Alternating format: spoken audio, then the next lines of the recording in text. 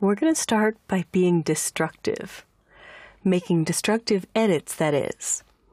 Under the Image menu, I can make adjustments. And for example, I might notice that this image has a blue cast from the outdoor light reflecting on this statue. To get rid of that, I'll use Image, Adjustments. And as I come down, there's a variety of photo filters that automatically combat this type of situation. But anything you do under Image Adjustments is permanent and destructive. Before I run the photo filter, let's take a look at Levels, because Levels gives you a histogram, or a map of where the data lies in the image. This image is really considered a mid-key image. It has a lot of data in the shadow or dark areas, plenty in the middle tones, things that hover around 50%, and also quite a bit in the light. You may have an image that's very dark where the hills are all piled up here on the dark end, or an image that's very light where the hills are all piled up here on the light end.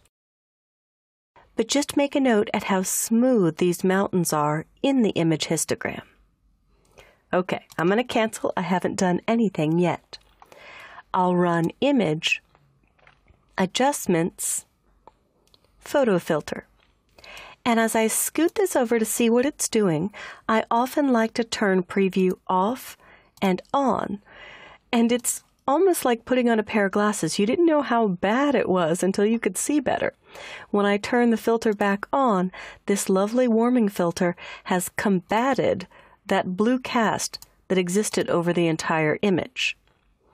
You can also increase how much warming is happening, and I could slide it back down to do less, so I'm getting none, but I'll leave it at the default of 25. You can even take a moment to play with a few different options, but without going into any detail, I'll just leave it at the default.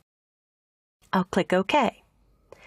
Now I'd like more contrast in this image, so again I'm going to be destructive.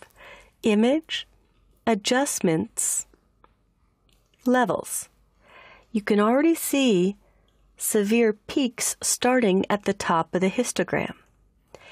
If I lighten the midtones, everything between black and white, I get a brighter image, but my dark details, my shadows, are starting to suffer. So I'll scoot this over to the right a little bit to richen up my shadows.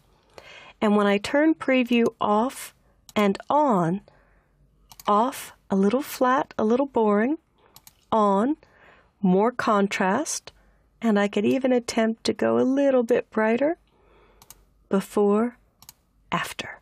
Much better. A little bit sharper, more compelling in my opinion. Now I'll click OK again. I've made two destructive edits. Image, Adjustments, Levels. And I'm only using this to show you what was just destroyed. Using Image Adjustments has compressed tones in a way that they can't be gotten back once you save and close the file. All of these white dropouts are exactly that. Information that is dropped out of the image altogether that I cannot recover unless I undo. So having said all that, I'm going to cancel and revert back to the last saved version so that the police officer is unharmed. I swear I didn't do it. Now we are going to attempt this in a fully editable, non-destructive way. Instead of using Image Adjustments, I will use the Adjustments panel, added several versions ago to Photoshop. And the first adjustment that I'll make, you can surf through and see you've got all the options that you had under your Image Adjustments menu. The first one I'll go to is the photo filter. I'll click once, and I'm instantly on a warming filter. Again, I can do what I did before, more warming or less, and I have the same settings to play with. Now, those of you using Photoshop for years may notice that there's a brand new panel here called the Properties panel. That's where anything you do in adjustments will be altered later. For those of you who are brand new, you'll notice that I have a photo filter layer that's now appeared on top of my background layer. kind of like a clear piece of acetate over top that is making a correction. That's the first correction. Now I will use adjustments to do levels. So I look for levels, and you just pause for 2 seconds. It'll tell you what it does and even give you a yellow tooltip telling you what the button is intended to do. I'll click once to add levels. There's my nice, clean, smooth histogram. I'll brighten this up a bit and richen my shadows. And I'll click the icon next to Properties to collapse it. So, to see a complete before and after, I'll click and hold my mouse down and slide down. That's before. Click and hold my mouse over the empty eye column and slide up to turn both on, and that's after. And if we click on the background layer and take a peek under Image, Adjustments, Levels, you could see I've still got a full, clean histogram, and I've gotten both edits that I attempted to do destructively earlier made on this image. The good news is, if you save this as a Photoshop document with layers, you could come back tomorrow, a week from now, a year from now, and double-click to edit it. So maybe you want more or less warming. I could also click on the icon next to Levels, and maybe I went a little bit too dark on the shadows. I could pull those back. Nothing has been harmed.